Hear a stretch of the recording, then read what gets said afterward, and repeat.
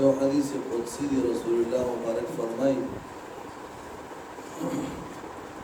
إن الله تبارك وتعالى قرأ طه وياسين قبل أن يخلق السماوات والأرض ب2000 عام.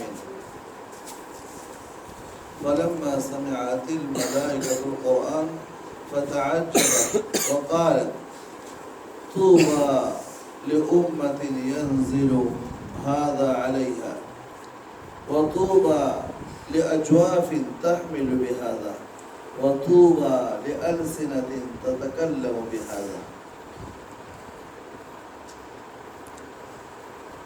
د اسمانونو د ځمکې د پیدایش نه 2000 کاله مخکې رب ذوالجلال د خپل شان مطابق د سورې طه او د یاسین تلاوت فرمایي. فرشتو چې کله دا تلاوت واورېده نو ډېر تعجب یې وکړ او بیا وویل چې خوش قسمته به هغه امت چې دا قرآن په هغې نازلېږي، او خوش قسمته وایي هغه سینې چې دا قرآن به په هغې کې محفوظ کېږي،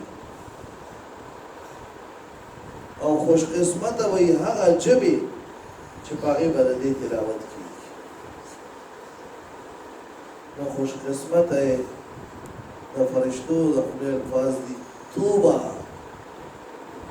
طوبى لأجواف تتكلم بهذا، طوبى لأجواف تحمل بهذا، أو طوبى لألسنة تتكلم بهذا.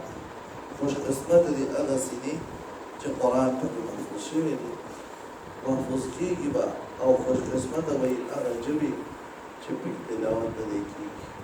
نو تاسو خوش قسمته خلک یې د قرآن دپاره هم ځان وقف کړی دی، د الله کتاب دپاره هم ځان څه کړی دی؟